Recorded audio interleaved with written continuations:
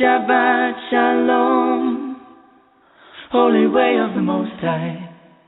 Om Shabbat Shalom, I sense your presence. Om Shabbat Shalom, Holy way of the Most High. Om Shabbat Shalom, I sense your presence. I sense your presence. And I am the light within your soul. In the essence of truth and right, love makes the circle whole. And here we stand in line, waiting for some sacred sign. But to find the balance is the purpose of this time. To restore the balance of the universal mind. And in the presence of my Lord of light and love, everything I see aspiring to be free. And when I call to thee, and come on bended knee, surrender to the all-pervading light and love. Reflections of the one surrounding me with love. And I sense your presence. I sense your presence. I sense your presence. I sense your presence.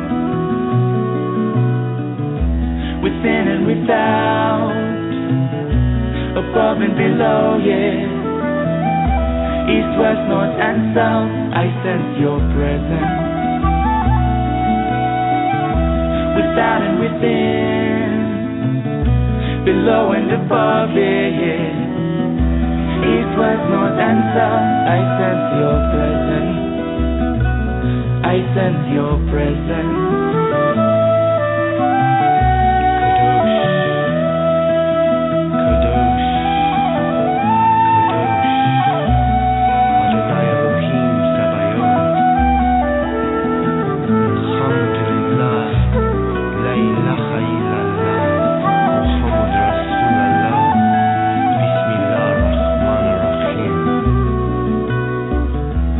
In the presence of my Lord of light and love, everything I find in tune with the divine.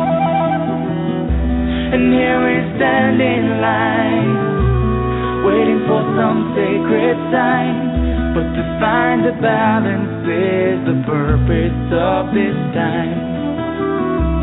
To restore the balance of the universal mind. And I am the light within your soul.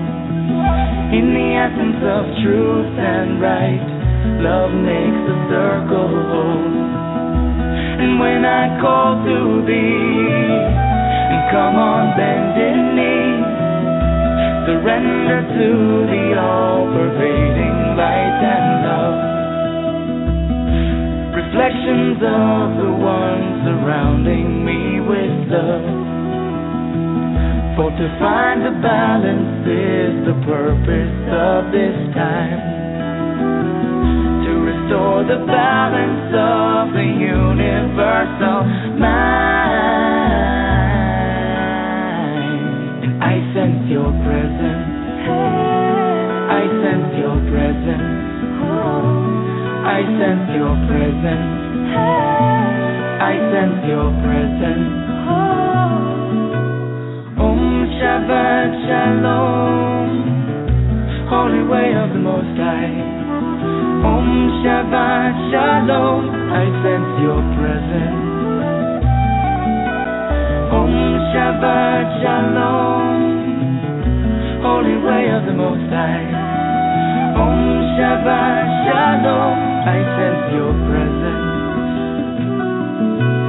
Om Shabbat Shalom, Holy way of the Most High. Om Shabbat Shalom, I sense your presence. Shabbat Shalom, holy angel of the Most High. Om Shabbat Shalom, I sense your presence. I sense your presence. Thank you for joining me here on Code Connection. My name is Jessie Ann Nichols George, and I'm your hostess today. The music you were listening to there at the beginning of the show is I Sense Your Presence. It's by Shemshai. And I just want to extend a welcome to everybody that's listening in today, whether you've listened to the show, you like what we're doing here, or whether you're listening in for the very first time today. We do stream live in 3 additional places: TalkStream Live, StreamFinder, and PEN, known as Pair Encounters Network. And I welcome everyone listening through there, as well as those that are catching our podcast through iTunes, TuneIn.com, and through my YouTube channel. And, you know, if I sound a little different than normal, it's because I have a little allergy thing going on right now. I'm on the road traveling on tour, and, you know, certainly want to extend a big thank you to all the people that have been hosting me along the way. Lorraine Cat Morris over at the Enlightened Path Holistic Center, as well as Jim and Ashley Cash, who are hosting me this weekend. I'll be doing a Soundscapes meditation event with them. Some of you may have remembered from when they were on earlier during the spring. I had them on at the spring equinox time frame. They were my guests, wonderful musicians. And then also the Aquarius Sanctuary Center, which is where I'll be headed after I leave this area. So, by the way, if you are in the Washington, D.C. area, you know, look us up. I've got connect with me, and I'll let you know where the event is that's going on. I'm also taking private sessions while I'm here, and it's just going to sum up to be an amazing, amazing weekend. Well, anyways, here at Code Connection, what we do is during the show I look at living a more compassionate life by aligning with your personal life codes. Many times I do have guests on the show so that you can learn about their work and other things, and you know, that might be an option for your personal code energy. I also highlight different musical artists along the way, and there's going to be a variety of topics. Last week I did my own show, for example, on the United States presidential candidates and their codes and what we can expect based if they were to get into the presidency position here in the U.S. I also, you know, bring in different topics and tools, and we're going to look at all kinds of stuff on Code Connection. It's going to be an interesting time, and you're going to find that I'm doing more and more of my own shows interspersed with the guests moving forward with this. In my own work, what I do is I interpret a person's life codes to allow them to live a life filled with compassion. I've created the Genesis Clearing Statement. I've authored 4 books, the most recent being You, Me, Life Dreams and its companion workbook, and then my first 2 books, Activating Compassion and its companion workbook. And then I've also created what is now called the True North Tour, which is a multi-state nationwide tour, including workshops, retreats, seminars, book signings, and fundraising events. And I am on the fall portion of the tour right now. You can definitely follow all of these things, find out where I'm at, find out the dates, the times, the whole works on my website, JessieAnnNicholsGeorge1.com. And just a reminder, if you do enjoy the show today, which I know you're going to, because this is going to be one of those shows that really will help a lot of people. So get out there, click the share button, and, you know, I find that when I do that, it always ends up changing a life. There's always somebody in need of the show that I shared. So you don't know. You might just save a life by clicking that share link today, given our topic being anger. It's a big one. And they just use the same link to get into the archived version as you used to get into the live show today. They can listen to it at their convenience, or they can also catch it as a podcast on iTunes, TuneIn.com, and then on my YouTube channel. I think give me up to 2 weeks to get it up there. I don't anticipate it's going to be that long, but I always say it can take as long as that. So all of those great things are happening there for you. Now, those that have listened in before know that in starting out my show, I like to delve into a book called The 72 Names of God, Technology for the Soul by Yehuda Berg. And I love Yehuda's work. He takes the big complex things, he puts them into everyday language, he makes them applicable in our own life. And I think that's really important when we're making the shifts and the changes and the transformations, and we're dealing with different things in life, that we feel like we can really apply them. So let's take a look and see what his message is. By the way, this message, as well as other things here on the show, are on my page of the Main Street Universe tab on my website. So you can always go back and reflect on it throughout the week as well. So the name of God that we're dealing with this week, and of course it always fits in perfectly with my guest or my topic, is unconditional love. And the message that he gives preceding everything is a student once approached a sage who was well-versed in the spiritual doctrines and mystical arts. He asked the master to teach him all the sublime secrets of life, to explain all the magnificent mysteries of the cosmos that are hidden in all the holy books. And he asked if all this could be done in the time that a person can remain balanced on one leg. The great sage carefully considered this request. He smiled warmly and replied, "Love thy neighbor as thyself. All the rest is commentary. Now go and learn." The insight he gives on this is, loving our neighbors, or our enemies for that matter, has nothing at all to do with morals or ethics. Rather, Kabbalah teaches that love is a formidable weapon in furthering our own cause in life, which is simply to gain true joy and fulfillment. In other words, we benefit.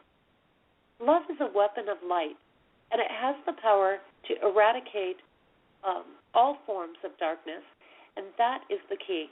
When we offer love even to our enemies, we destroy their darkness and hatred, which is the reason they became our enemies in the first place. What's more, we cast out the darkness inside ourselves, and what's left are two souls who now recognize the spark of divinity, that they both share. And this name also awakens love for our spouse, friends, family, and self. After all, we can share only what we possess. Thus, we cannot love our neighbor or our spouse if we don't possess a love for our own self. Use this name to dissolve animosity and bitterness that might arise after an argument with loved ones. And the meditation he goes on to give with this is, like attracts like. By emulating the Creator's unconditional love for all humankind, you bring love into your own life. You create harmony between yourself and other people, and between humanity and the natural world. So, unconditional love is the name of God that we're working with this week. The formal name is Hey, Hey, I Am. Hey, Hey, Hey, I Am, and it's unconditional love. And man, what a powerful tool that is. I've been using a lot of that in my life, particularly over the last few months, and it works miracles. There's no doubt about it. Now, a little thought here before we go on break and bring our guest on today. And this will kind of get your mind going in the direction of our topic. So it'll give you a couple of points to ponder before we bring our guest on. Have you had times that your anger got the best of you? And have you found yourself reacting in a rage that perhaps you didn't even know where it came from? And have you experienced others that have a hard time communicating without anger or rage? This is a big one for many, as anger is often one of the hardest things for humans to deal with. I have seen even many spiritual people who go into rages, even if it is from the passion that they feel for their so-called mission. Sadly, this is like fighting war with more war, and seems to only end up fueling the flames in the long run. Now, I admit that anger was one of my challenges to overcome in this life, and when I was younger, I easily reacted to things that were not going my way or took a turn that I didn't like, that they went in that direction. And, heaven be, woe will be the boyfriend that overstepped their bounds or disrespected me in some way. It was probably like unleashing the furies or energies of Pandora's box for them. And I really don't know how or why some of them put up with me as long as they did. So many times I've seen anger come out unintentionally, such as a mother that gets upset because something their child did scared them. Or perhaps they just had a rough day at the office and couldn't handle coming home to a mess. It is easy to get caught into these reactive spaces, but not always so easy to get out of them. The tornado has swept through and the damage is done, oftentimes before we realize what we've done. And the wounds and scars can remain long after the initial words are said. In my life, I've known families that thought yelling at each other was communication.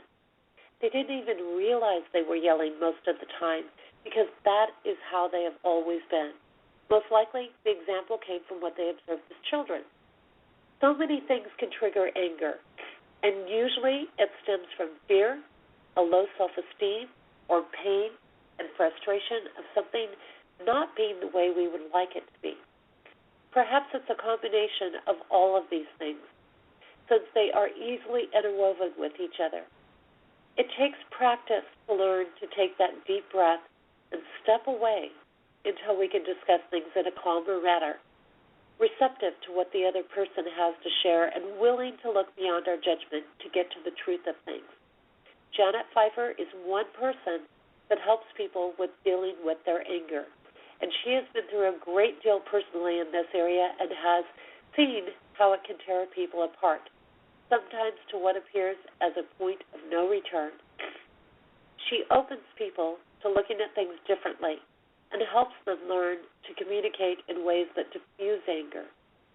One of my favorites that she uses is that of depersonalization. And this is where we address the concern for itself and without using things like you, which can personalize the situation. So instead of saying you did this to me, we will say something like, when this happens, it triggers this to happen with me, or I feel this. I see two fantastic things in this process, which is being accountable for our own response and removing blame and accusation. And this leaves us a foundation of safety to have a conversation from, where we can learn to relate to others better and them to us. What experiences have you had with anger? Do you have tools that work for you when anger escalates, or to help you stay out of it? Or how do you deal with others when they get angry? The code for this week asks us to find ways to deal with those that are unreliable, who quarrel with us, and that deceive us, with or without being intentional. It is important that you don't engage in battles just because trouble is brewing or others are pushing your button. Instead, realize that these situations are there to help you grow, to show you where you still have more work to do, and to see if you are willing to walk your talk. This is a time to take charge of you and your life instead of letting your life run you. Ask yourself where you need to create balance. Are you working too much? Are you busy engaging in battles that drain your energy instead of taking care of you? It is okay to go within instead of engaging in battles with others. Give yourself a time out if needed. Going into spaces of anger at this time will only bring bigger issues to deal with. The key is finding harmony and compassion for what is irritating you. I'm going to take a short break, and when we return, I'll be sharing with you the codes. I won't be sharing with you those codes. I did that last week. I'm going to have our guest, Janet Pfeiffer, with us when we return.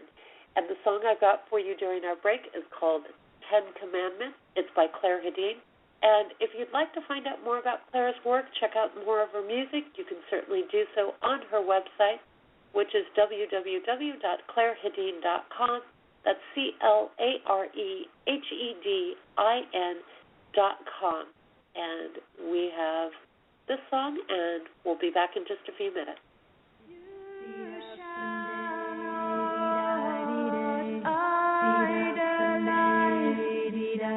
A thing you have made, you shall not covet. Any anything that they have, rest content with who you are.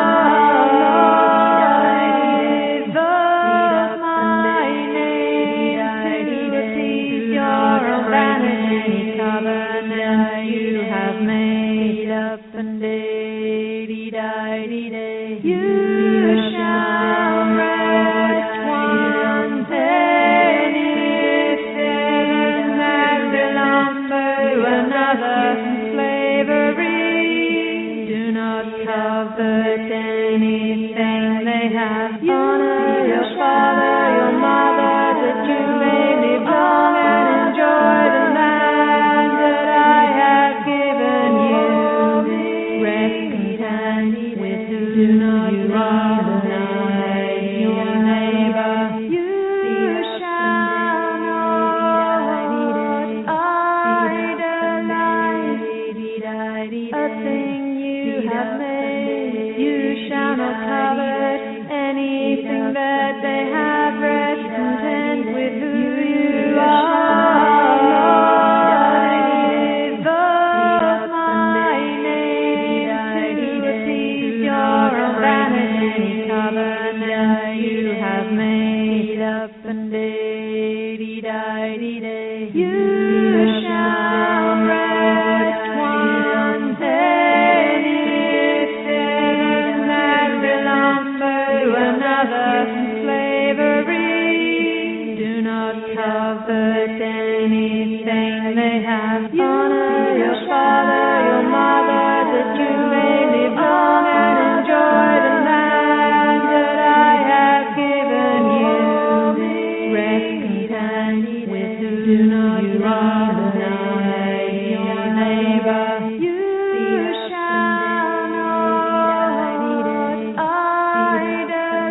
neighbor. You shall not idolize a thing you have made. You shall not covet anything that they have. Rest content with who you are.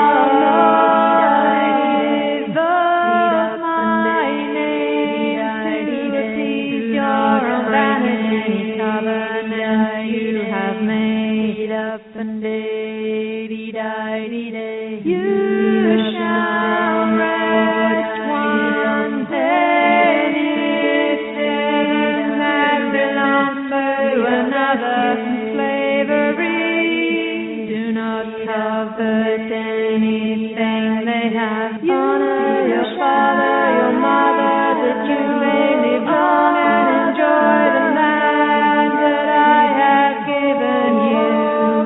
Rest content with who you are, deny your neighbor. You shall not idolize a thing you have made. You shall not covet anything that they have. Rest content with who you are. Invoke my name to appease your own vanity, covenant you have made up and day-dee-die-dee-day. You shall rest one day. And welcome back. This is Jessie Ann Nichols George, and you are listening to Code Connection. I'm off a little bit today, actually. You were just listening to a song by Claire Hedin called 10 Commandments, and you can definitely check out more of her work. She has a wide variety of music on her website, www.clairehedin.com, and that's CLAREHEDIN.com, and we greatly appreciate her letting us use her music here on the show. Now, today I'm going to be, I have with me Janet Pfeiffer, and she is an international inspirational speaker and award-winning author, is a Fortune 500 consultant, globally syndicated radio host with Anchor 911, and a TV personality. She's been with CNN, Fox News, Lifetime, ABC News, and more. She's a New Jersey State certified in domestic violence issues and works with battered women. She specializes in healing anger and conflict and creating inner peace. She's also a contributor to the Dr. Phil Show and an instructor at County College of Morris. Janet is also a registered provider for the New Jersey Education Association, and Janet is the author of 8 books. That's right, 8 of them, including the highly acclaimed The Secret Side of Anger, and her latest, The Great Truth. You can learn more about her work through her website at www.pfeifferpowersseminars.com, and that's PFEIFFERPowerSeminars.com. And, for those tuning in, yes, I have a little allergy thing happening, so I might sound a little more nasally than normal from what you're hearing. But I've got this mic opened up now. And, Janet, welcome to Code Connection. It's so great to have you here. Oh, thanks, Jessie. It's a thrill to be with you. Thank you for having me on as your guest. I know that we've connected, and I've had a chance to talk with you in the past, and I'm actually not too far away from where you are at this point. Oh, awesome. I'm on tour broadcasting from the Washington, D.C. region right now, and so I'm actually not too far away from where you are. I think I'm going to be passing right by you as I head up to Boston soon. Well, that would be wonderful. Maybe we could actually get together and meet each other in person. Well, that just might be a possibility. I might work that out. We'll have to talk afterwards and see. Okay, sounds good. I would love to have you start off because, you have so much in your background and such a wealth of wisdom to share. I would love to have you start off by sharing a bit about your journey of what brought you into this, because you've done a lot of things that a lot of people don't get to do in life. Yeah, some good, some not so good. I actually, what's really interesting, Jessie, is ever since I was a young child, I've always known that I was put on this earth to be a peacemaker. I was the kid in elementary school who, when the boys were fighting out on the playground, I'd go out there and tell them that they had to get along to stop fighting. It always bothered me when people didn't get along with each other. And I was pretty much trained very well by my mother to promote peace wherever I went. She was a very, very peaceful person, always forgiving people who did foolish things, and she never held grudges and things like that. But I was also never allowed to express my anger. I was never allowed to express any emotion really other than happy. In fact, I mentioned that in The Secret Side of Anger. I say that, I was allowed to express 2 feelings, happy and happy. That was it. If you were angry or upset or sad, it just wasn't acceptable when I was a child. So I really learned to suppress all of my emotions, which is not a healthy thing to do. And then when I was in my early 20s, I got married, and shortly after my husband and I got married, we had children, and had 4 children within 5 years, and the stress and the other issues that I was dealing with really brought me to this boiling point, and then my anger started coming out on my children.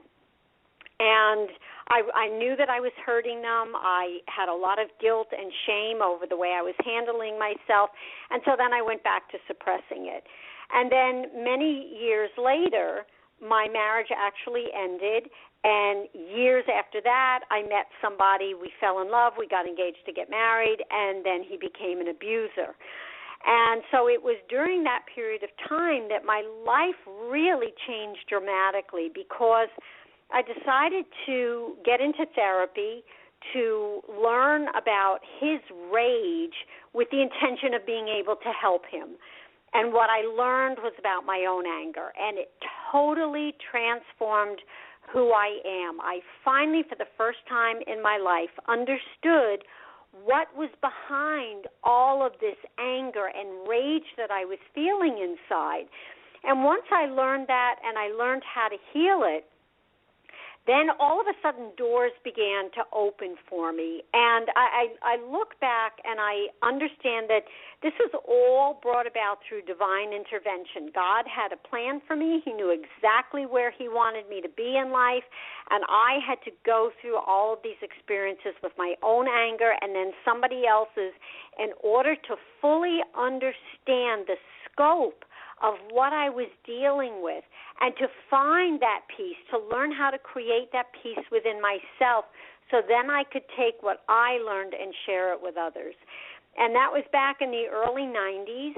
I had my first children's book published, and as a result of going into a school as an author, I was asked by the principal of the school if I could do a training for his staff on anger, and I said, of course. And that was the beginning of a whole new career for me. And I just began sharing everything that I had learned in my own life, everything that I had experienced, everything that I had mastered and overcome, and the transformation that I went through is what I brought with me into every one of my lectures and workshops. And I've been doing this now for over 20 years. I find this so interesting because you do bring up that point where, so many times we hear, if you're just stay on the positive side, you won't have all these issues and things like that, but you bring in a whole new light of what happens if we're forced to be there and not address the other emotions in life. And I think that's really an important thing that, it's one thing to be positive on a regular basis and consistently and all that, but not at the expense of feeling the emotions that are coming through. Right, and I think what I have learned too, Jessie, is that every emotion has purpose and value. We assign value to them by saying, anger is bad and joy is good and love is good and hatred is evil. And so we assign different values to all of these emotions when really they're just messengers. They come into our life because they help us to fully understand who we are. Why am I reacting? Why am I jealous that, my coworker got a promotion over me? What does that reveal about me? That jealousy is here to teach me something about myself. Am I insecure? Do I not feel confident about myself? Once I get that message, I can work on my internal issues and resolve them, and then when I see somebody get a promotion, I feel joy for them instead. But I have to experience that jealousy in order to learn about myself. So every feeling that we have, anger included, is an important part of our life, and we can't deny these emotions because they don't just go away on their own. We have to, acknowledge them. We have to spend time with them to understand what is this here to teach me. And once I understand that, then I can heal that issue, and then that emotion, dissipates. I find it interesting because I always like to pull some keywords that people mention and look at the codes very quickly on them as best I can. I can't, totally look at every detail, but pull some little tidbits. You refer to yourself in your introduction as a peacemaker. And peacemaker, the way it codes out, is all about commanding power, taking charge, using the productive intellect, and generating a positive or abundant state of being. And then when we look at the codes that run on anger actually codes out in a way that it sets us up for danger. Mhm. So, when we look at that, it's like bringing our own risky situations. It sets us up to have accidents when we're operating under that flow of anger. So I always find little tidbits interesting. I like to throw them in there. But right. Well, I agree with that, Jessie, because anger is such a powerful emotion. And what happens is when you are acting on emotion, you're not acting from a rational perspective. Emotion clouds rational judgment. And we see that all the time, whether the emotion is what we label a positive one or a negative one. And, we hear stories all the time about people who win the lottery, and what do? They're so ecstatic. It's like, that's it, I'm buying everybody a brand new car, and they go crazy, and then all of a sudden realize that, there's a downside to all of that as well. So we're not using our intellectual, rational brain when we're running on intense emotion, which is why it's critical to, when we feel that anger come up, to stop and give ourselves time to process it and understand it before we respond to it. And in that way, then we make, healthier decisions for ourselves and for those around us. And that is a really important thing, because I find that a lot of times anger comes out because of something that we're reacting to. We're not stopping and looking at it from our elevated self, so to say, in that moment, our divine God essence self. We're just reacting. Something has pushed a button with us. And so I think this is big. What does anger tend to be all about then? Is it just about that emotion, that raw emotion that just supersedes the moment? No, well, there are a couple of things that I would really like your listeners to understand about anger, and it's really simple, and once they get this, it's going to change how they perceive things and how they respond to it. Anger is what I call a secondary emotion, and by that I mean that we experience anger after we experience one of the primary or root causes, of which there are only 3. You mentioned before you actually brought me on air that there's a lot of things that trigger our anger, and there are. There are thousands, probably millions of things that could trigger our anger. A driver cutting us off on the highway, a friend breaking a promise to us, somebody criticizing us. These are the triggers, but they're not the causes. What happens is these external occurrences trigger one or more of the 3 root causes inside of us, and those causes are hurt, fear, and frustration. So all of our anger really is coming from one of those sources. If somebody criticizes me and it hurts me, I may lash back at them. Like, who are you to criticize me? You ought to be looking at yourself. And that becomes a defense mechanism because I feel as though that person has wounded me. And that hurt indicates that I need to work more on my self-esteem, because once I truly know myself and I feel comfortable with who I am, then somebody else's opinions or perceptions of me don't cause me pain. They allow me. I have the ability to look at them objectively and say, well, maybe there is some truth to what they're saying. Maybe, I am lazy, or maybe I can be a little sarcastic. Maybe I need to take a look at that about myself. So it's really important to get to the root cause of why we're angry. Am I hurt by something that has happened or something that somebody said? Am I frustrated? Frustration is all rooted in the need to control. We have expectations of what we want, of the way we think things should be, of the way we think people should behave.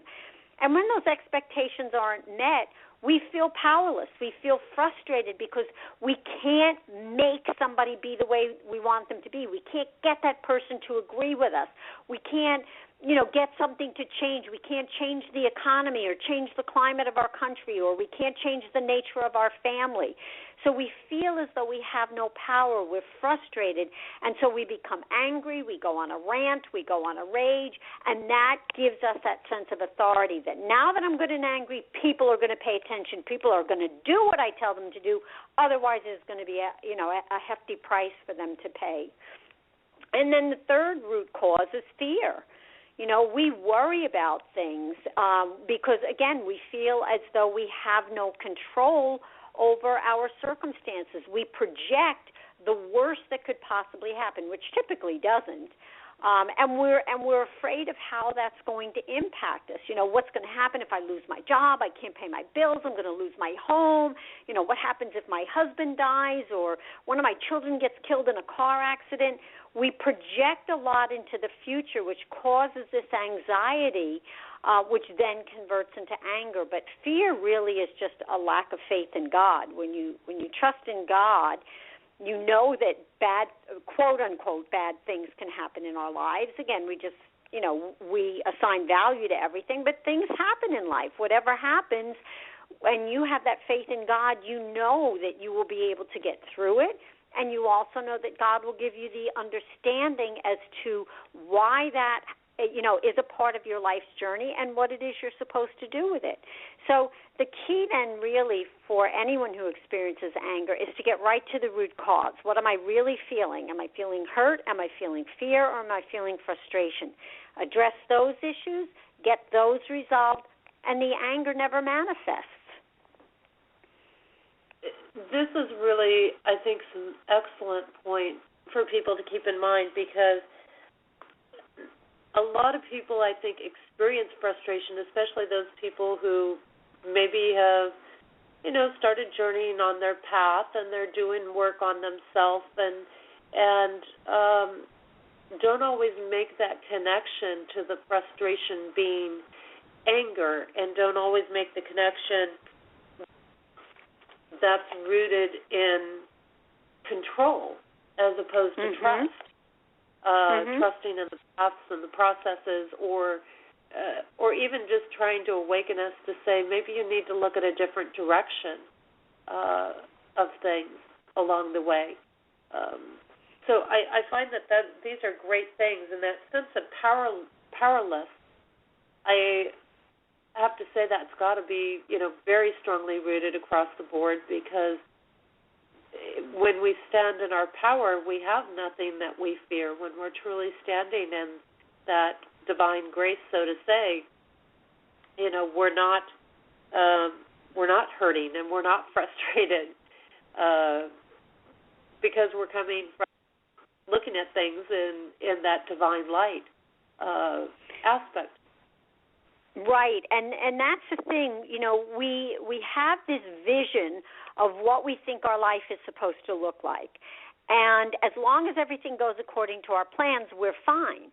But the minute something is disrupted, again, that feeling of powerlessness, that's the very definition. I mean, if you look up the word anger in the dictionary, it says feeling of discomfort or displeasure brought about by feelings of helplessness and powerlessness. And the thing is that people want to be able to control. They want to be able to control others, even though they say they don't, they really do. Anybody who's not complying with what I think they should be or the way I want things to go, I want to be able to control them. I want to tell them what to do, and I want them to do it. So we want to be able to control those around us. We want to be able to control our environment and our circumstances, but control is an illusion. We have no ability to control anything external. I can influence the world around me. I cannot control it, because every human being has free will. So people are going to make their own decisions. I may agree with you. I may decide to do what you ask me to do, but I may choose not to. So you don't have the ability to control me. But that, again, that's all rooted in fear. When you reach the point in life where you understand that everything, every single thing that enters your life is exactly what you were meant to experience at that exact moment, then you don't need to control anything, because you have that faith of knowing that if something comes into my life, it is here for a reason. I might have supposed to learn from it. I'm supposed to use it maybe to assist others or for my personal growth, or maybe it's meant to redirect the course of my life. Everything shows up for an intended purpose. And when I understand that, I can relax, I can be at ease, I can learn to just go with the flow and not resist the natural course of my life. And it's so much easier to live that way, and then you don't put yourself at risk for being angry because this didn't work out. I wasn't supposed to be here. I wasn't supposed to go through a divorce, or I wasn't supposed to end up on the unemployment line. If that's where I am, that's exactly where I need to be. Let me figure out what I'm supposed to learn and what I'm supposed to do with this now. I think some of the triggers that happen unconsciously with this process that you're talking about has to do with a couple of factors. One, we're programmed that you must be in control of your life, particularly men. Mhm. Yep. You must control everything, and there's a lot of cultures, religions, whatever, that you must control your women, and you must control this, and you must control that. So there's a lot of programming that goes on that says you're not strong, you're not worthy, you're not this if you're not in control. And then there's another big piece that I see in this, which has to do with trusting ourselves. And most people have had so many decisions made for them, they don't trust their own decision-making process, that they can choose and keep choosing to not have to control or to not be involved in those control patterns. Mhm. Yeah, I agree with that. And I think people are so afraid of making mistakes. I think that has a lot to do with it as well. They have to control, what's going on around them. They have to be able to make the decisions that are going to be what they consider to be the right decisions, because there's so much shame associated with making mistakes. People feel like failures. They feel like losers. They're at risk for being criticized, by others. And yet, for me, a mistake is simply a necessary step to bring you closer to achieving your success. So it's all a necessary part of the process. But you're right. I think people feel like they have to be in control because they have to make things work out according to their plans, rather than say, you know what, it is a sign of great, I think, courage to be able to let go and allow things to unfold naturally and then figure out what you're supposed to do with it, rather than always having to be in charge of every decision. I've worked with that a lot, particularly this year, and maybe particularly over the last few months, of where, something didn't go in the direction I wanted them to go, and I was having to face some fears along the way and various feelings and emotions, and I said, you know what, I'm just going to let go. I'm so tired. I'm just going to let go. And those types of emotions really exhaust you. The frustration really exhausts you. So when you kind of just ease into it and say, okay, well, this is where things are at, no matter how they got here, this is where they're at. What am I going to do with this right now? I can enjoy it. That's a key. That's really a key question that really empowers you, because, I've been through a lot. There was a lot that I didn't share with you about things that I've been through in my life, but people have asked me, when I go into detail and I tell them everything, people will often ask me, well, haven't you ever been, bitter or resentful over everything? Did you ever ask God, why me? Why is all this stuff happening to me? And I said, the interesting thing is, no, I have never once said to God, why me? Why is all this stuff happening to me? My question has always been, what is it that you want me to do with this? When I went through my divorce 34 years ago, my husband unexpectedly just packed his things and moved out one day and left me with 4 young kids and no income. And I was dumbfounded. I didn't know what to do. But I didn't say to God, why me? Why are you putting me through this divorce? I said, what is it that you want me to do with this? And God made it very clear exactly how I was to handle things. And, and that's a process. Sometimes the answers don't come to you immediately. Sometimes they, kind of have to unfold naturally. But when you harbor, resentment or bitterness or self-pity, you're setting yourself up for misery. When you can appreciate everything that comes into your life, regardless of whether or not society thinks that it's something bad that has happened, when you can look at everything and appreciate it, then what you experience is a sense of gratitude and joy, not anger and resentment. That's all a personal choice, and it's all based on your perception, how you choose to look at the things that come into your life. You can look at everything as a blessing, or you can look at things as a curse. And I choose to look at things as a blessing. I choose to be happy and joyful in my life. I don't particularly feel like being angry. I went through enough of that. It's not a pleasant place to be. And even though it has its purpose, and there are still moments when I feel angry, I don't let it consume me the way that it used to. I always want to get back to that place of peace and serenity and joy. That's my natural state of being, and that's where I want to reside. And for the most part, that's where I am. Yeah, and I kind of subscribe to a theory of, it's always my choice when my triggers are pushed, and it's up to me what space I'm going to be in, how I'm going to deal with it. And I know through my own codes that one of the things I have to do is step back and observe. Shut my mouth for a minute, step back and observe. And then when I do that, I oftentimes will see much more of what's happening and what's going on and be able to get back into my heart space from that. So I think that, it's a choice, and say, really, am I going to let this ruin my day? Am I going to repeat this pattern, or am I going to stop this pattern now and choose a different course of action? And, and that's so critical, because here's the other thing I would love for people to understand about anger. We mistakenly believe that other people have the ability to push our buttons and make us angry, but that's a myth. Nobody has the power to make us feel anything, because every emotion that we experience actually comes from our own thought process. So I can look at, and I love to give the example of drivers at tailgate, because we all run into them. I live in New Jersey, and we are the capital of traffic. I mean, no matter where you go, I can't pull out of my driveway without being in traffic.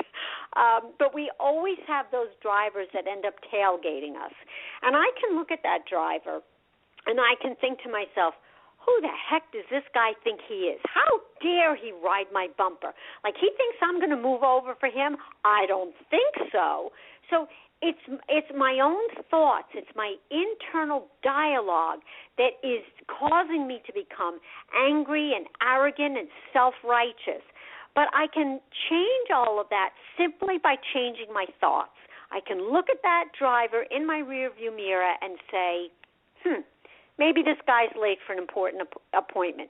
Maybe he's rushing to the hospital, just got a call that his child was hurt in a bicycle accident. I can just change the way I think, and that changes how I feel instantly. So I create my own anger. It's really not coming from anything external. It's coming from the thoughts that I form about the experience that I'm having or the individual that I'm encountering at that moment. So I choose anger or not. I can choose to be understanding rather than arrogant. I can choose to be compassionate rather than judgmental. It's all a matter of my own perception and my own thought process. That's the only area of our life that we have full control over, is our thoughts. And that's the most powerful tool that we have, because every thought that we have generates an emotion, and we act out what it is we feel. All of our behaviors, all of our choices are based on our emotional environment. So every choice that I make in my life is an emotional one. That's why, when you see commercials on TV, every commercial is created to evoke a feeling in a person, because we buy based on feeling. We don't buy necessarily based on logic. It's how I feel when I see that car, in that commercial, or I see that food product or that hairstyling gel. If it evokes a good feeling inside of me, then I act on that. So that's why it's so critical to pay attention to what we're saying to ourselves in the moment, because that thought process is creating our emotions and our feelings, and that's what causes us to say or act out whatever it is we do. Yeah, and I agree with that so much. It always is coming back around to the emotion. And I know that some of this takes practice, for people that deal with anger. Mm-hmm. And I've kind of come to learn that if it's triggering me, it's my lesson to get. Mm-hmm. Absolutely. It's my trigger. It's my thing. It's not necessarily that person. It's my lesson because I'm the one being triggered by it. And people have asked me, how do you know whether it's them or whether it's you? And I said, because if you're the one getting triggered, it's your lesson. Absolutely, always.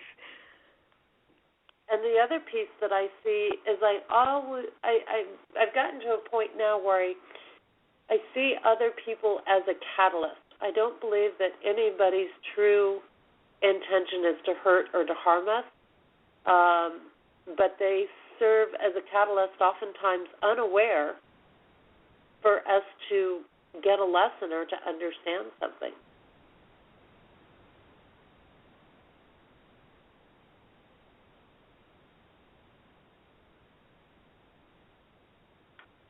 Janet? Janet? Okay, I'm not hearing Janet. And hopefully everyone can hear me. Janet, are you there? Okay, give us just a minute. It seems like we've had a little bit of technical difficulty here, and it looks like she'll be calling back in here in a minute or coming through here in a minute. So hopefully she can hear me. In the meantime, if you're just tuning in, you are listening to Activating Compassion, or not Activating Compassion. It used to be Activating Compassion. And let's see here. Let's see what happened here. Janet? Yes. Jesse, can you hear me? I can hear you. I don't know. We had a funky little technical difficulty there. And a little hiccup, right? It was very strange. All of a sudden, everything popped over in the system here, and it told me you dropped, but you were still showing here. So I'm glad you're still here. I don't know. It just went dead, but I'm still here. I'm still alive and well. Perfect. Okay. So I guess that's one of those things that I don't believe that anybody is truly out to harm us. They're dealing with their own issues that are going on. They're a catalyst, I think, oftentimes for us to understand a lesson, or I now like to look at it as an opportunity to grow and develop and to overcome something that I haven't mastered yet. And here's the beauty of that understanding, is that then you don't become angry with the other person for triggering in you whatever it is, because you understand that it's already in you. They're just bringing it to the surface, and now that gives you a great opportunity to look at it, to address it, to see if it's anything that needs your attention. And if it does, then you can put in the work. And if it's an issue that's been problematic for you, it's an opportunity now for you to heal that issue, so then then you can be at peace with it. So anytime somebody activates something within us, it's really important to just appreciate that opportunity and to understand, too, that even with people who are behaving, in a way that we would classify as bad, somebody who is being rude or disrespectful or arrogant or hateful, whatever it is, that their behavior is never, ever, ever about us. Behavior is simply an outward expression of our internal environment. So, again, we act out what is within us. So if I'm cursing at you, if I'm, criticizing you or saying hateful things to you, it has nothing at all to do with you. That's a reflection of what's going on inside of me. And when people fully understand that, then what the other person is saying or doing doesn't hurt them. It doesn't have an impact on them, because you can train yourself to just observe that objectively and not assign any type of feeling to it. So because you're acting out, I don't have to get upset about it. I can remain emotionally detached from that. And in that way, just observing, I can learn, and then I can choose an appropriate response. If, in fact, I want a response, I mean, I can always choose to just walk away and not deal with it. But I don't have to allow it to trigger any type of, hurt or anger or anxiety inside of me. I can remain calm and thoughtful through this whole process. And I think, too, that kind of comes full circle around to what you mentioned before, which is if we keep in mind where anger is coming from, which you said comes out of hurt, fear, or frustration, then, as a compassionate person, we would then look at it and realize they're either afraid, they're hurting, or they're frustrated about something. Absolutely. And that's the beauty, is because now you know how to respond to them. You don't address the anger. Like when I have clients, I never talk about, and I get a lot of people referred to me through the courts, people that are court-ordered to take anger management, or couples that are fighting and stuff like that. I never even address the anger with them. I always get right to the root cause. Like, gee, you sound frustrated, or what are you worried about, or did somebody say something that really hurt you? That's what we address. So when you're dealing with somebody who appears to have anger issues, but you understand it has nothing at all to do with anger, then you what I do is I say, like, I come in through the back door. I address the underlying root causes. People are much more open and much more comfortable talking about, worry and anxiety and fear, or talking about frustration. Those emotions aren't quite as frowned upon as anger is. So if you address them and say to somebody, gee, you really sound frustrated, yeah, of course I'm frustrated. My God, I've been working so hard on this and everything's going wrong. Well, now you can address the frustration. And then once you do that, the anger just dissipates. It never manifests. So, whether you're dealing with your own anger or somebody else's, understanding the root causes help you to take a completely different approach to it. I love that you deal with that root cause, because too many times we're just looking at the surface of things. It's like the plant whose leaves aren't flourishing, and we're so busy saying there's something wrong with the leaves, and we haven't looked at the soil and the nutrients that it's getting and what's happening to the roots of it, because it's what's happening at the roots of that plant that's causing the leaves to be brown. Or to make that shift in there. Yeah, absolutely. So, and if you don't get to the root, of that plant, then you can't correct the issue. It's it's like a doctor. Would you go to a doctor that only treats symptoms, or would you go to one that gets to the root cause of it? You want to find out, why did I get this illness, or what is this skin condition coming from? You don't just want somebody who gives you a topical cream and says, here, use this, and hopefully it'll clear it up. Well, but where did it come from? That's what we want to know. So, and this is the same thing. And when you understand that, and this does take practice, I have to say, because you mentioned that before, that this is a whole new way of looking at things, and it does take a conscious effort. But I will tell you that once I started getting into this, and once I really started paying attention to myself, and I understood, when I was dealing with frustration and when I was worried about something or fearful of something, I was able to address that, and it now it's just like second nature. If I find that anger is being triggered, I immediately get right to the root cause. I know how to address that and heal those, and then the anger doesn't ever surface. So, again, it's a whole new understanding. It's a whole new way of looking at things.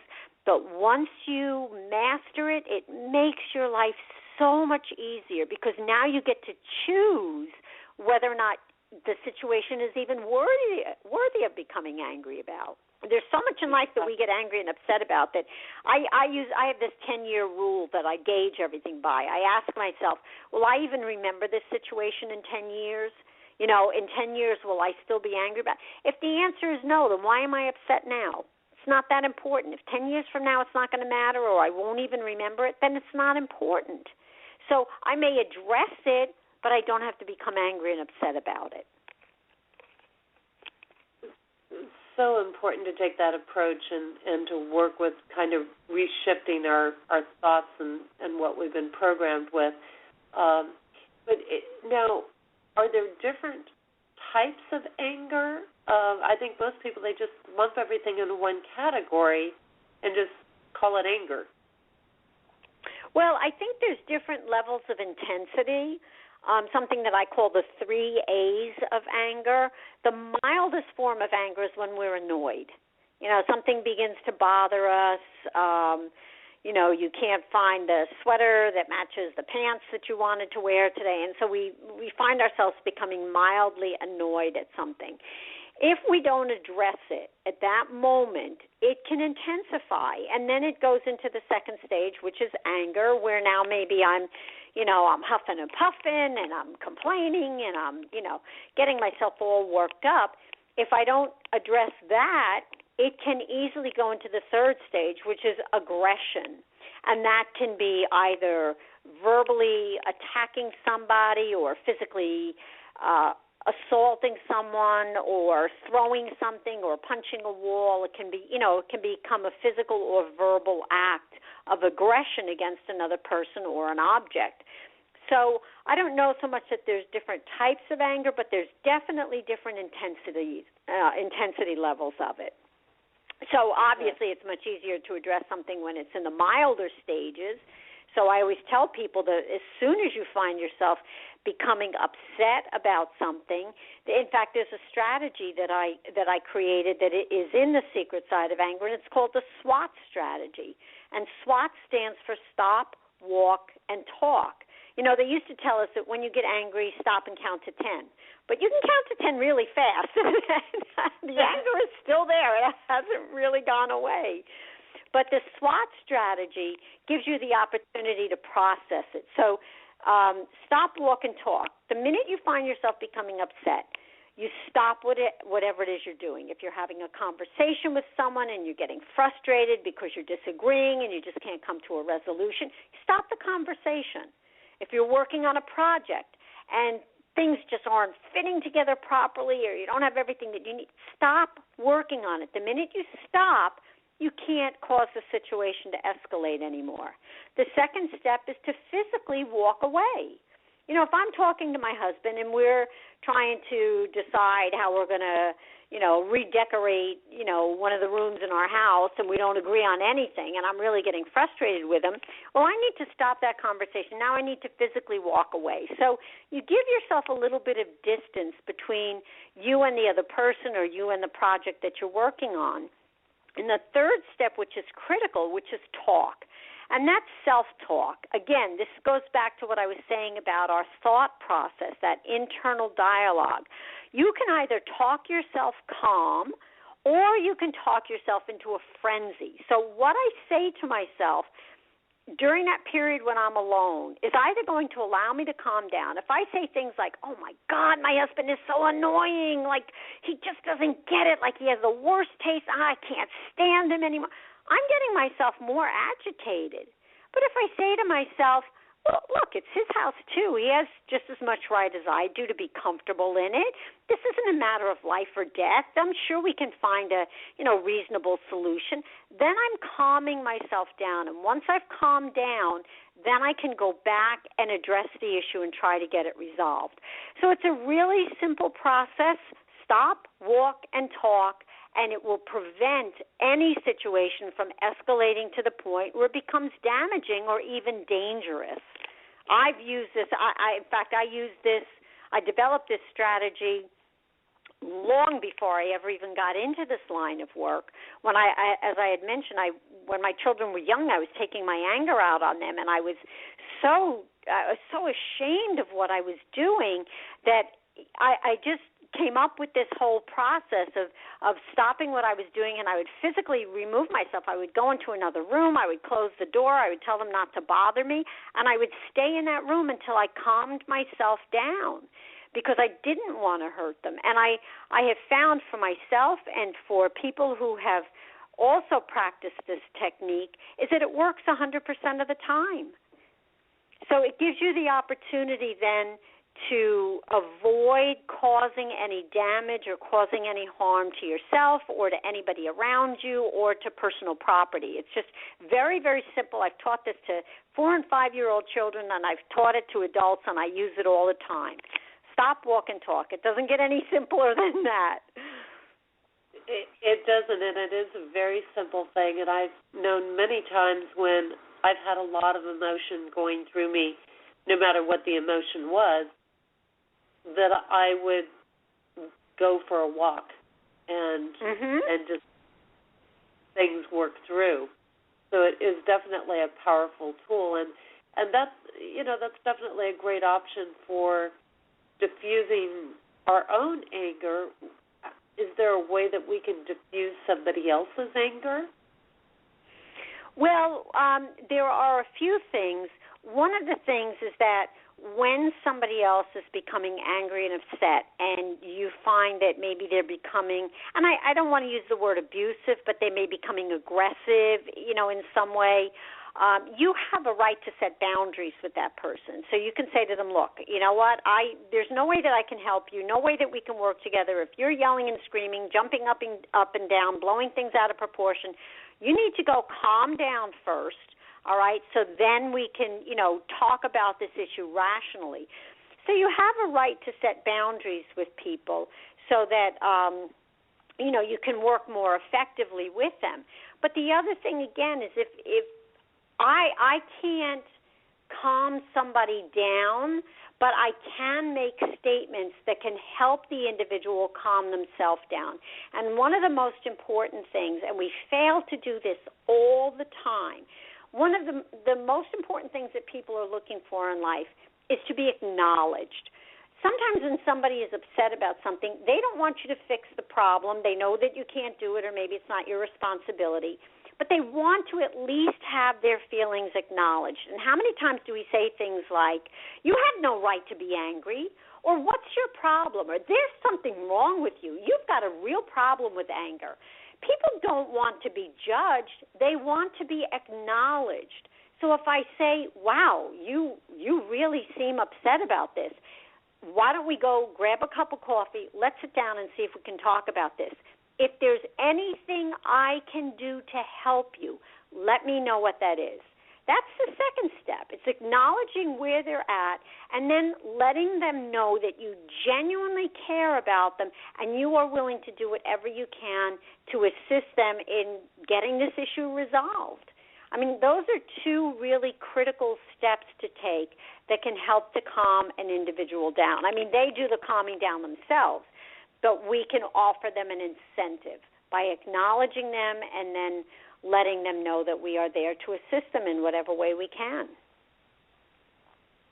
I think that's really great, and I agree that, especially if we go back to some of those core principles that you mentioned, there is some sort of acknowledgement that's being needed. They need somebody to acknowledge the fact that they're hurting or that they're afraid or that they, are frustrated over something. They need somebody to understand that. And right. And most of the reason why they're in that space is because they're not getting that to start with. So, right. Absolutely. The communication is such a huge, huge piece of things. Maybe you can explain. I mentioned before I brought you on and I was, sharing some of the thoughts there about depersonalizing things. What is it about that depersonalizing that makes such a big difference? Well, that's one of the critical mistakes that we all make, is that we take personal offense to what other people are saying and doing. And that's really an indication of self-esteem. I mean, people who take personal offense, everybody gets criticized at some point in their life, and people love to disguise criticism by saying that it's constructive. It really isn't, because criticism is intended to focus on, a negative aspect of that individual or what it is that they're doing. So there's really nothing constructive that comes out of it. I like constructive suggestions better than so-called constructive criticism. But when we take personal offense, it's typically a sign that, our self-esteem isn't really strong enough. Because when I truly know myself and I feel confident with who I am, then I can acknowledge my weaknesses, my imperfections, my flaws. I don't feel threatened when somebody else recognizes them as well. So it's really important, and again, to understand that the other person's behavior is a reflection of them. It has nothing at all to do with me. But there may be something that person is saying, something that they may see in me or something that they may be aware of or something, that I'm not aware of that may benefit me as well. And I remember years ago when I first started working with battered women almost 20 years ago, one of the things that I did at the shelter was that I ran anger management groups that were court-ordered. So the women were it was mandatory that they attended, and none of them were happy to be there.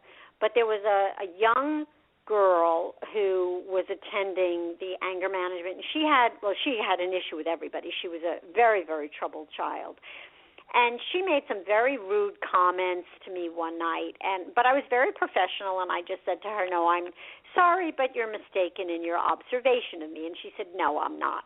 And so I got in my car to drive home, and as I'm driving home, I'm seething, right? Like, how dare she be so rude, that arrogant little kid, blah, blah, blah. I was going through the whole thing. And then I interrupted myself, and I said, well, hold on a second, Janet. Why are you taking personal offense to this? Why don't you look at what she's saying and see if, in fact, there is any truth there? Because if there is, then I'll learn something about myself, which I'm going to benefit from. And if, in fact, I look at it and there is no truth, then there's no harm done. So I, took a deep breath, and I started thinking about what she had said. And all of a sudden, it occurred to me that she was picking up on something inside of me that I was in denial about. And once I recognized that, then I had to make a decision. Can I accept that this is a part of who I am and be at peace with it, or is this something that I need to change? So, in fact, her, statement towards me ended up being a great gift, because had it not been for her, I would have been living with this denial inside of me. So when we take personal offense, sometimes because we don't want to face the truth about ourselves. This person is triggering something within us that we are in denial about, and yet in truth, if we face it, it's not going to destroy us. It's going to give us a great opportunity to do something with it, to either overcome it or to accept it, whatever that is. So a lot of that, taking personal offense, has to do with how we feel about ourselves. People who really are truly comfortable with who they are and understand that, there are things about myself I still don't like. I still have to work on them. But if you see them, I'm aware of them. I'm okay with that. Then they don't react as strongly when somebody, makes a comment about them. Well, and I think, too, in that process of depersonalizing, you showed a great deal of how that applies to us, and I've gotten in that habit now of when things come around that are hard to deal with, to be grateful and go, thank you for this opportunity to clear this from my life. But then with other people as well, I find in depersonalizing things, it diffuses them, because when we make it personal, oftentimes we feel like we're under attack. If somebody says, you did this, right, you feel attacked by that, and that, of course, triggers our fears and our self-worth aspects, and we're hurt, and then the anger comes out from that. So to keep saying you,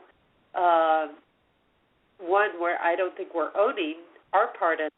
Two, I think that, we're aggravating the situation by feeding whatever the underlying root cause is. Right, absolutely. And you had mentioned that before, and I thought that was a really critical point to touch upon, is that when we use the word you, and I just spoke at a human resource conference on Tuesday in Atlantic City, and I did a program called the 15-Minute Conflict Resolution Solution, and I actually addressed using the word you, that the only time it really is advantageous if it's followed by a compliment. You always try your hardest, or you are such a dependable person, or you have such a kind heart. But when we use it in an accusatory way, yes, the other person feels as though they're being attacked, and it's natural. That's the flight or fight response. We will either retreat away from that person, withdraw into ourselves, or we will fight back. It's a self-preservation thing. So it's really important. And if we feel as though somebody's constantly throwing the you word at us, again, I have a right to say, you know what, this is starting to feel like I'm under attack here. So how about if we change the nature of this conversation and eliminate that word you and just talk about your own experience? Like you were saying, you had given a great example that if somebody says something, you can say, well, when I hear those words, this is how it affects me, or this is how I feel about it. So you're talking from a personal perspective, and it's not about the other person. It's about your own personal experience. So you remove the whole dynamic of, adversary, against, adversary, and you can develop a more compatible relationship where two people can actually work together and try to get to a deeper understanding or try to get an issue resolved. But you're absolutely correct. I mean, that's a very sensitive word to throw around, and people really have to know how to use that in a way that benefits both parties and doesn't make or doesn't imply that the other party is at fault. I so agree, and I think when we can just take that responsibility and instead of saying, hey, you're making this really difficult for me, saying, I'm really struggling with doing it this way. Perfect example. Can we do it differently? Yeah. Do I have another option? Or can you show me how to get comfortable with this method? Mm-hmm. Those sorts of things. And there's... For me, I found it to be very empowering to take that responsibility and to own it and to say, I'm uncomfortable with this. I am not liking what's happening here, and I would like to change it. Right. And I think that that's a perfect example. And then because very often when an individual feels under attack, they'll turn around and attack back. And then, of course, the situation only gets worse. But that's a great way of diffusing it. And that's really a key point. I mean, there are words and phrases that we can use that are very inflammatory. It's like throwing gasoline on a fire. You want to use what I call like the antidote to anger. If somebody's upset, if somebody's angry, if somebody's accusatory, you respond with the exact opposite. You respond with understanding. You respond with compassion. You respond with solutions or alternatives. You don't attack back with more of the same because it makes no sense at all, and we all know from past experience that the situation's only going to escalate, and our role is to always be that of a peacemaker. How can I diffuse the situation, return it to a place of peace and safety for all parties, and then once we feel as though this is a safe environment to be in, now we can work together as allies and try to resolve whatever these differences are. It's really the most effective way and the easiest way to do it. But it means that you have to leave your ego out of the whole process, because the ego will get involved and go, no, that one's getting away with too much. And if you don't really put the pressure on, they're going to take advantage of you, and you're going to end up losing. And so we really have to just remove ego and let spirit take over and say, how can I restore peace and safety to this situation? And once I do that, then we can work together as allies. Absolutely, and I think that that's the key, because especially when you're in fear or pain or frustration, you're really looking for an ally. Oh, you're already feeling yes, isolated. You're looking for that ally connection there, and so I'm so glad that you brought that up. Do you have any suggestions for those people that just don't want to let go of their anger? They're just really, really difficult to deal with, and by gosh, they're going to hold on to that anger no matter what. Well, yeah, and it's, you know what, it's so funny that you asked that, because at the conference on Tuesday, I had a gentleman ask me the exact same question. He was in human resource, so he deals with clients all the time, and he said, I've got this one guy, he says, he's just angry about everything. He said, I don't know how to get through to him. And I said, why don't you say something to him like this? Because I find that this works about 99% of the time. I will look at an individual and I will say to them, you don't seem happy. And you know what? You deserve so much better than what you've got right now. And they'll look at you like nobody ever said that to me before. People are usually, commenting about, I'm too angry, I don't get along well with people, I've got issues, blah, blah, blah, blah, blah. But when I look at people, and because I really feel this from my heart, I look at them and I see how miserable and unhappy they are, and that's what I focus on. You just don't seem happy, and you deserve happiness in your life. And they'll look at me, and it'll make them think, and then from there, then we can start talking about what do you need to change in your life to bring about more happiness. Again, we don't discuss the anger, because people don't want to talk about that. Anger gives them a sense of power, and people are hesitant to relinquish that sense of authority, because then they're afraid that other people are going to hurt them or cheat them or ignore them or abuse them or whatever that is. So that anger keeps them in that sense of power and control, which is all an illusion. But it makes them feel powerful. And that was the case with my abuser. He could not, and he said to me, he says, I can't let go of this anger. He said, if I do, he said, somebody's going to end up hurting me. And it was tragic, but that's a method of self-protection. And so you don't address that. You address issues of happiness, or you don't seem at peace. You seem stressed out. Like would you like to feel more relaxed? You come in from the back door, you take a different approach, and you can get better results with them, because they're not afraid that you're going to try to take something away from them that right now they think they're dependent on. That's such a good point, because they're clinging on to that for some sense of security, even if it's a false security that's there. Mm-hmm. And it kind of brings it back full circle to where you were mentioning, it comes back to acknowledging the emotion. Yep. And it comes back to acknowledging them as a person and what's happening, and that they're genuinely struggling with something in their life, which is a very caring approach. And when people care about us, then we tend to drop our anger level down quite a bit. You let the guard down. I mean, in the 15 years that I worked with battered women, these weren't just women that were being abused. These were women who were also abusers. They were violent.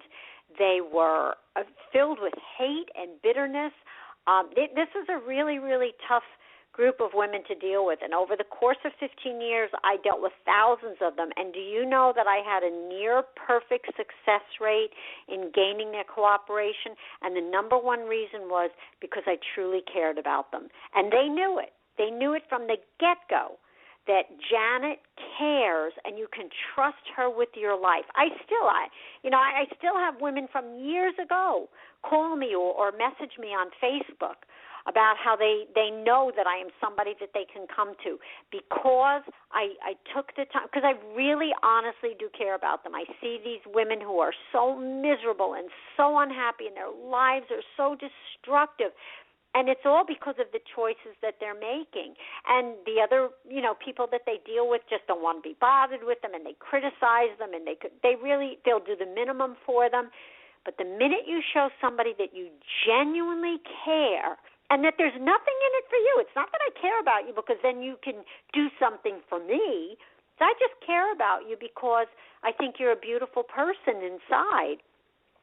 They will let their guard down, and that's when you can begin to work with them, and then you can see the changes that they can make in their lives. So it's such an amazing experience when you go through a process like that. I definitely agree. To see that transformation or that shift happen for somebody is so rewarding to experience along the way. And, in talking about that where, maybe other people have given up along the way on them because, they've looked at it and they said, oh, there they are. They're in another one of their moods. They're, they're just angry all the time, and I'm tired of dealing with this. But, why would it be important then with all of this to pay attention to anger and not just write it off as that passing mood? Because I think a lot of people do that. They go, oh, they're just in another one of those phases. It'll blow over.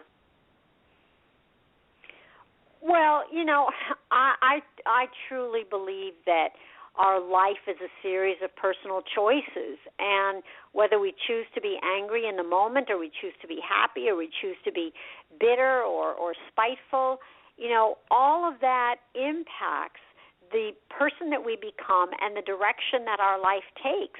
It all becomes a part of our history.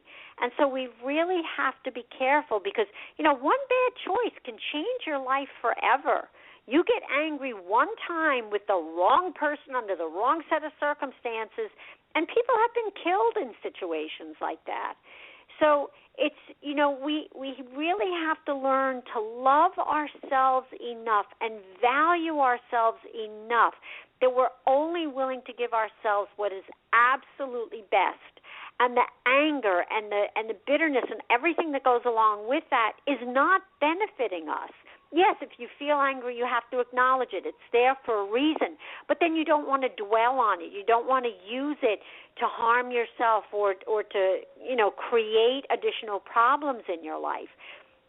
So a lot of this really has to do with self-love. It's about loving yourself enough to only make smart choices. And, even though we may not think in the moment that it's any big deal, collectively, all of the poor choices that we make are going to catch up to us at some point. Well, and I love that you brought some of those points up, right, because it brings me around to the aspect that a lot of people that I know that hold on to their anger, it's like that's their realm of excuses for being a victim. And so it allows them to stay in those victim patterns, which is really, I think, maybe all about getting attention, which comes back a lot of it is. To give them the attention to start with. They realize that they don't, have to go to anger to get the attention. Right. Well, attention feels like love, and negative attention, negative behavior guarantees that you're going to get somebody's attention. So it makes you feel as though you have value, that you are important to somebody on some level. Problem is that it's very negative. So putting ourselves in the role of victim is done either, to get that attention or to get out of responsibility.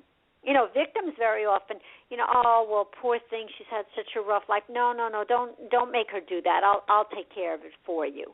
So it also gets us out of responsibility. But one of my favorite quotes is by the Dalai Lama, and he says that there are no victims in life. There are only students. My life, I never refer to myself as a victim of domestic violence or a victim of divorce. I was a student of those experiences. And on some level, the choices that I made in my life brought me into those relationships and into those experiences. So I made a choice to marry a man who was not capable of being faithful and being committed for a lifetime. So was I a victim of divorce? No, I was a student of divorce. I participated in a marriage with somebody who was not mature enough to sustain that marriage for a lifetime. Same thing with the domestic violence. I chose to get involved with somebody who had a history of violence in his life, who then began to take that anger and that, that rage out on me, and I chose to stay for a period of several years.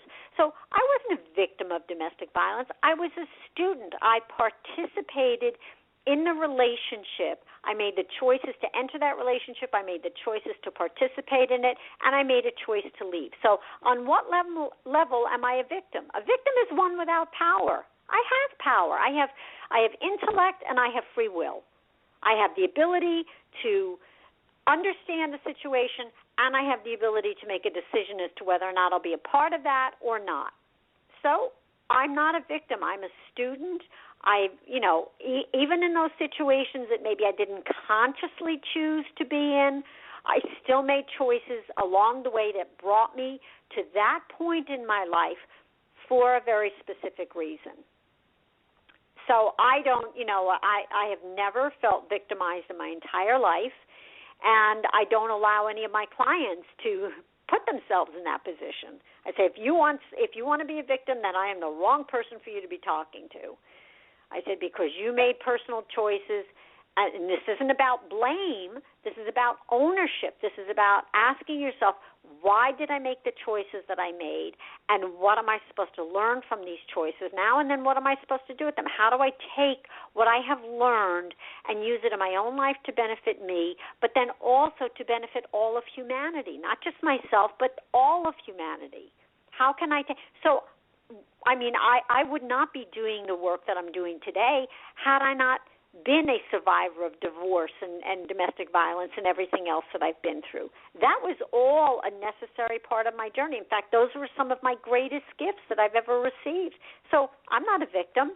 I was a student. I learned. I grew. I benefited. It's just been a win-win for me all the way around.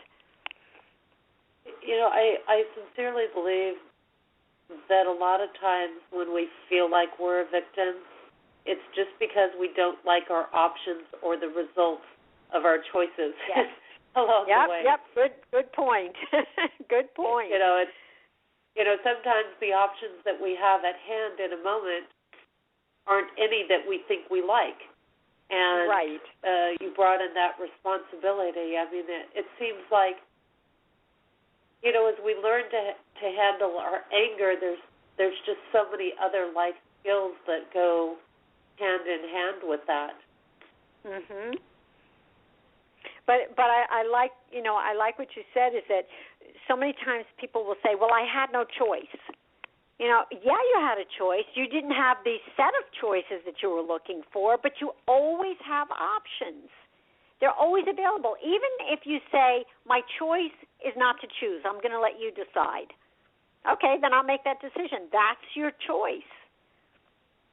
But we don't have that perfect set of, ideals. I want the 3-carat diamond ring or the, 2-carat diamond ring with the blue sapphires around it. Those are my 2 perfect choices, but I didn't get that choice. I got a choice of, glass or cubic zirconium. I didn't have a choice. Yes, you did. You have a choice of picking one of the options that's available to you, or picking nothing. There's always options available to us. But then we put ourselves in that role of victim. Well, I had no choice. I had to do this. It was the only thing then that is your choice. Right, exactly. And I think that sometimes when we do choose, the path is going to be hard and at times and challenging at times, but it comes back to some of the points we made earlier about how are you going to harness the reins of your life? Are you going to sit there and be angry because of feeling pressured to take this option? Or are you going to say, well, let's make it a journey. Let's find out what this can give to me. Let's find out what I can do with this and harness those reins of opportunity. Yeah, and that's one of the things that really triggers our anger more so than anything else is this illusion that life is supposed to be fair. Somewhere along the line, we got this idea in our head that life should be fair. Well, if I do good, then good things should come to me. If I'm respectful towards people, they should be respectful to me. If I work hard at my job, I should get the promotion. I should get the raises, blah, blah, blah. We have all of these expectations about fairness, and yet, in truth, life isn't fair. Good things come into our life, not so good things come into our life. Sometimes things work out the way we wanted, sometimes they don't. It's that way for every single individual. There is not one person in this world that I have ever known or ever heard of whose life played out exactly the way they anticipated, that they were always treated justly, that nothing ever went awry, so life is what it is. It's up to you to make the best of it. But here's the thing, because I actually did a whole radio show on this, and I don't remember when it was. It probably was last year sometime. But my radio show, Anger 911, I did a show called It's Not Fair. And so I addressed this whole issue because this is one of the reasons why we get so angry is because, well, that's not fair. I helped you out. I helped you when you were moving. Now you should be helping me when I'm moving. So we expect that fair means exact and equal. It doesn't. But here's the thing that I've come to understand, that even though I just said that life isn't fair, life is exactly fair because we get exactly what we need to become the person that we are supposed to be and to fulfill our divine destiny in life.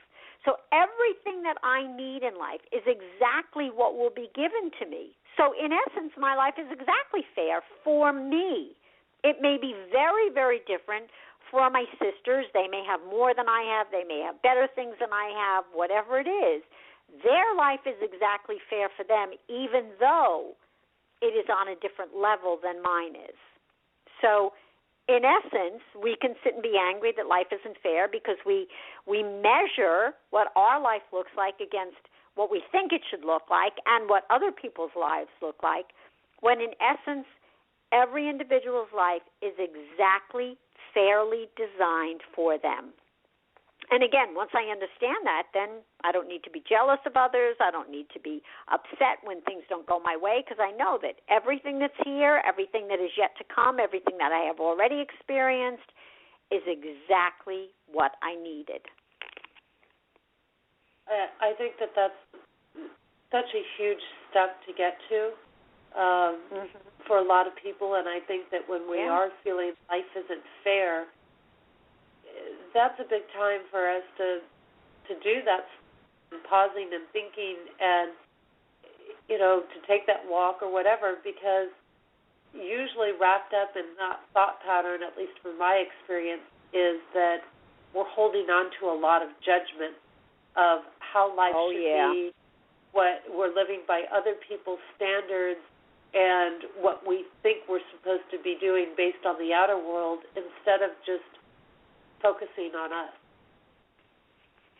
Yeah, and I think that's a really good point, is that we do, form a lot of judgments based on what society tells us we should be doing or what we should look like or how we should feel.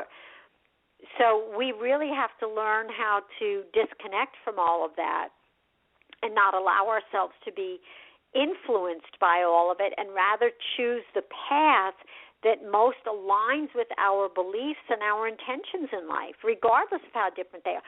I'll tell you, I have my oldest son, almost 9 years ago, packed up his things and moved to Hawaii. And the family was like, oh, my God, you can't do that. You don't know anybody out there. You don't have a job, blah, blah, blah, blah, blah. You can't give up your life here and your family and everything else. He went, he pursued his dream in life. This kid is happy as a clam. He has a wonderful life. He is living authentically. He is living the way he wants to live. Extremely simple lifestyle, not caught up in all of the demands of what everybody else thinks his life should look like. He made a hard decision to follow his own path, and he has found his happiness in life.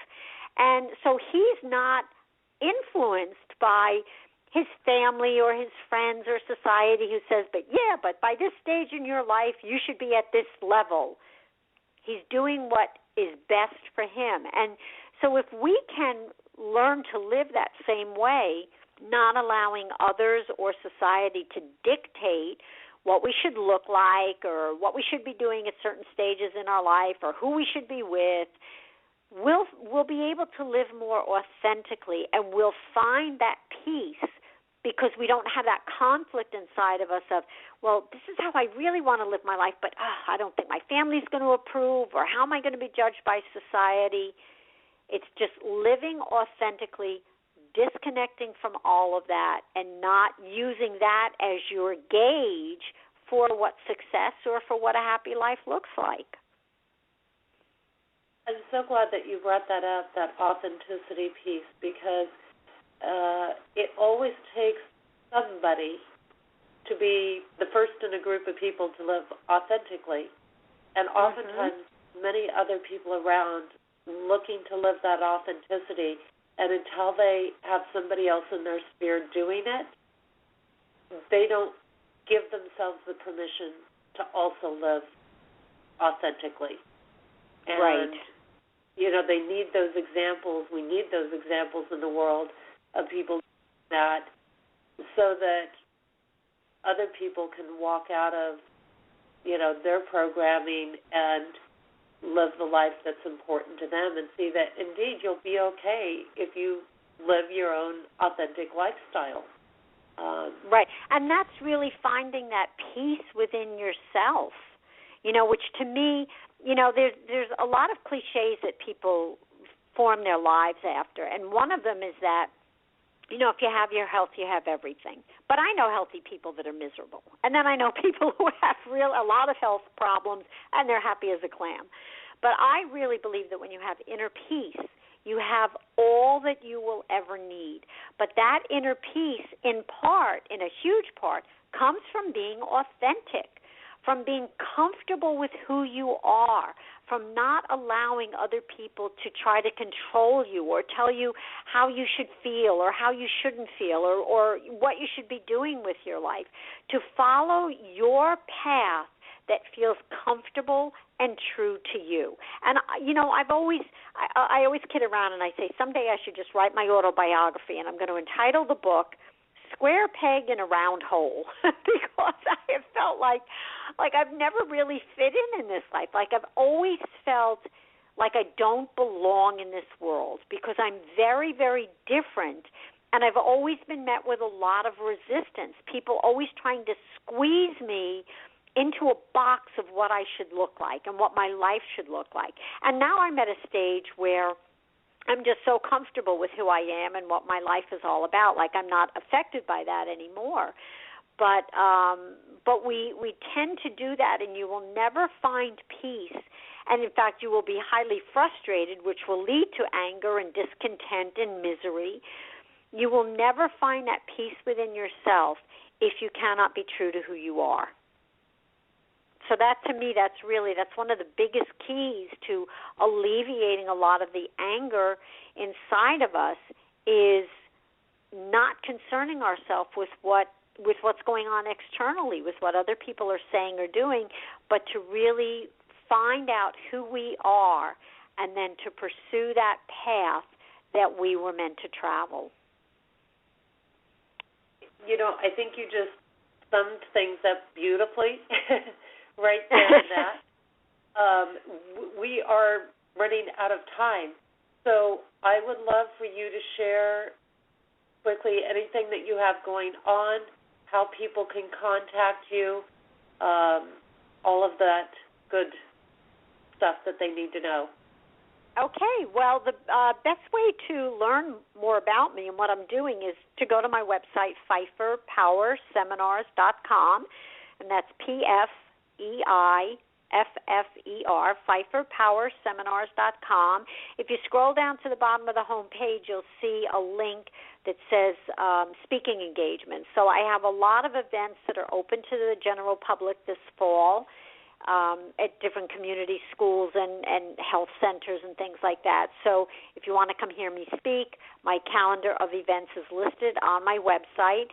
And I would just really like to invite people to listen to both of my radio shows, actually, Anger 911, which airs live every Wednesday morning at 9 a.m. on anger911.net, and then it's globally syndicated on iHeart Radio, so you can go to iHeart.com and you can listen to any of the podcasts there. And then my other show, which is a series of mini podcasts, it's called Between You and God, and that is available on iHeart.com as well. Each week I write and produce 5 new shows, so they're all listed there as well. And then, of course, any of my books are listed on my website, PfeifferPowerSeminars.com. Just click on the Products tab, and you can purchase The Secret Side of Anger, The Great Truth, or any of my other books as well. And all my contact information is there, my website, my phone number, my email, all of that. So I want to thank you so much, Jessie. This is a great, great show. I had a wonderful time. I think we really covered a lot of important information. I really agree, and I appreciate your time because I know my show is longer than other people's show in general. And, I love this format because it gives us that opportunity to go a little more in depth and to share a little bit, follow the topic through. So I'm in deep appreciation of what you shared because I think not only is this a very, very important topic, but it's something that people need information-wise as they're going into the holidays, as they're going into a time of year that's stressful, that triggers a lot of emotions. And so I think what you've shared is going to be very useful for a lot of people. I think so, too. And, again, it's been my pleasure spending this time with you today, Jessie. And thank you so much for all of the work that you do because there's people that really need to hear your message as well. And I think you're really making a huge impact in this world. So I, for one, thank you. And I'm sure that there are thousands and thousands of other people as well that appreciate what you do for them. Well, thank you so much. And next week on the show, I'm going to be running my own show again. You're going to find that, more and more I'm going to be alternating between my own shows and having guests on. And I'm going to be talking about the codes for the dark night of the soul and what that entails and what that's about and how those codes come together. So it's going to be an interesting thing to delve into. And, what does the coding of that experience tell us, and why is it such a strong part of many people's spiritual path or passage? Also, I am on the True North Tour as we speak. I am coming to you from the Virginia area near Washington, D.C. right now, and I have a great event coming up this Sunday, which you can check out through my events and on my website with Jim and Ashley Cash, and I'm also taking private appointments. And then after I leave here this weekend, I will be headed on up near the Boston area in Westford, Massachusetts to the Aquarius Sanctuary, where I'll also be taking private appointments. I'll be doing a satsang event and doing a healing event there, so you can still take part in that as well. All of my books are out. You can find them on my webpage.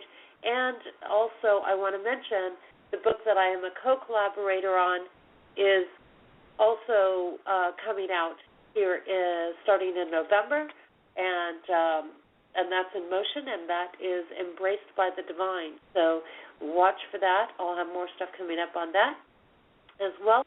And you can just check out all the work I'm doing, the blog posts, the videos that I put up, follow where I'm at, all of those things through my website, again, Jessie Ann Nichols George. And October's special deal, by the way, that is receiving a grid with the base code interpretation for $330. It's a savings of $58, so it's a great time to take advantage of that. If you go over to the website, you'll be able to get more information. It's right there on the homepage. Don't forget, we've got several shows here on Main Street Universe, and we still have Susan Weed, which is doing her show, by the way, on Tuesday nights. Janice is going to be picking up with some stuff on Wednesdays or Thursday nights, and Susan, of course, does all the work in herbs and natural plants. And then Kevin Baird has been back on, and he show with his new companion, which I interviewed him on, and you can learn more about that through my archived shows. Hey, this is Jessie Ann Nichols George, and I want to thank you so much for being here today, and thanks to all of our listeners, not only on Blog Talk Radio, but those streaming live through PEN, known as Parent Encounters Network, Streamfinder, and TalkStream Live, and those catching our podcast at iTunes, TuneIn.com, and those catching the YouTube version of our show. I look forward to seeing you back here next week as we delve more into Code Connection. And don't forget, if you've enjoyed my show today, share it with others. It's going to be available at the same link in our archive. And I'm going to leave you with the song Yearning For, also known as Over and Over by Shemshai. And again, if you'd like to check out more of Shemshai's work, they've had some new things coming out. So on their website, www.shemshai.com, and that's SHIMSHAI.com, and I'm in deep appreciation for them allowing me to continue to use their music on the show as well. Thank you so much. I look forward to seeing you again next week right here on Code Connection. May you enjoy the rest of your weekend and have a truly amazing week. And if I could see what makes me blind, I would soar to the edge of my mind, and to touch what seems unreal, just to show you the way that I feel.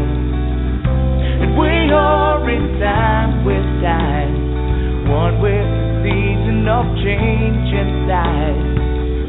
And we are in tune with the tune, caught in a balance of sun and moon.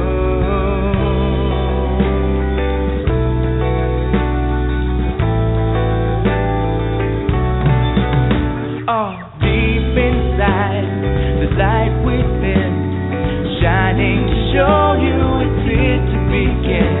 When all I have is all I need, I will soar to the edge of eternity. And we see it eye to eye, one within love to be for the divine. And we're walking hand in hand, caught in the balance of God and man.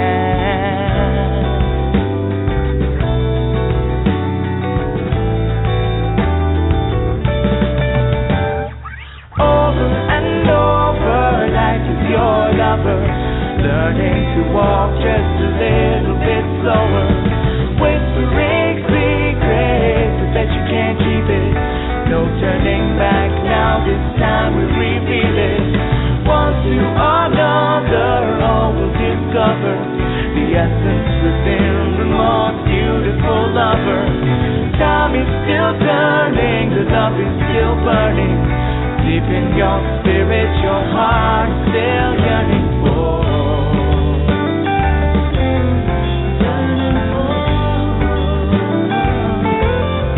Yearning for.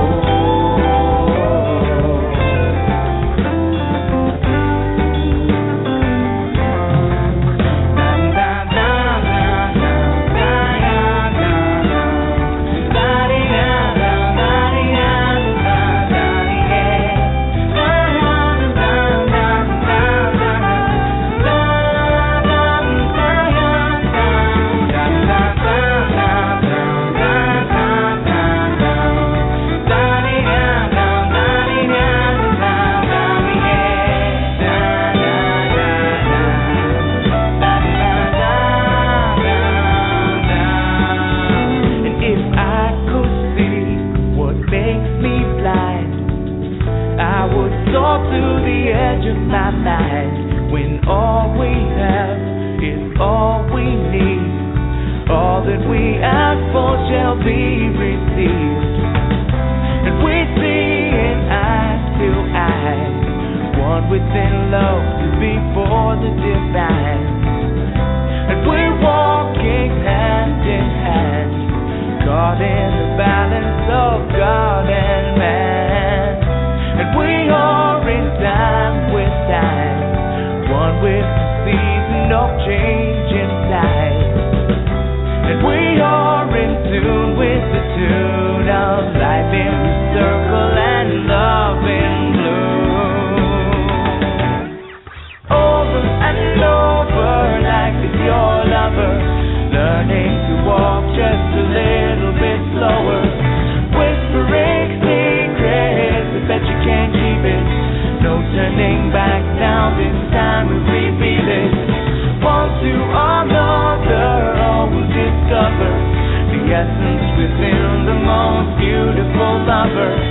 Time is still turning, the love is still burning. Deep in your spirit, your heart is still yearning for. Over and over, life is your lover, learning to walk just a little bit slower, whispering secrets, I bet you can't keep it. No turning back now, this time we repeat it. One to another, all will discover the essence within the most beautiful lover. Time is still turning, the love is still burning. Deep in your spirit, your heart still yearning for.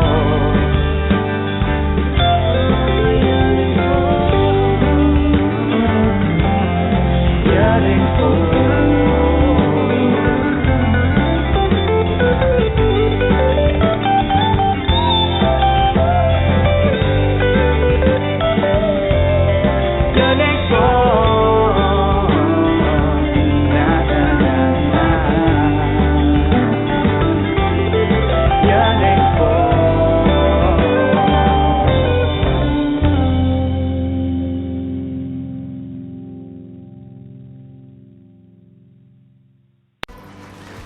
Sprint presents Time Machine. Hey, what are you doing? It's 17 months until I can upgrade to the new iPhone 6S, and I'm building a time machine so I don't have to wait. Oh, with Sprint, I never have to wait. I get to upgrade to the newest iPhone right away, whenever it comes out. Seriously? Seriously. Man, I gotta switch to Sprint. Why does your time machine sound like a microwave? Oh, it's cooking my leftovers from tomorrow night. The world's best offer on iPhone 6S. Get iPhone 6S as low as $1 a month when you trade in your iPhone 6. And with iPhone Forever, get a new iPhone every year, forever. Offer not available everywhere. Includes 21-month lease, no security deposit, excludes taxes, subject to well-qualified credit, new line port, and $36 activation fee. Requires smartphone trade-in, regularly $22 a month. iPhone Forever's lease upgrade eligibility does not guarantee monthly payment amount, phone selection, or plan rates. Service is additional. Charge remaining lease payments due if service canceled. Restrictions apply. See Sprint.com.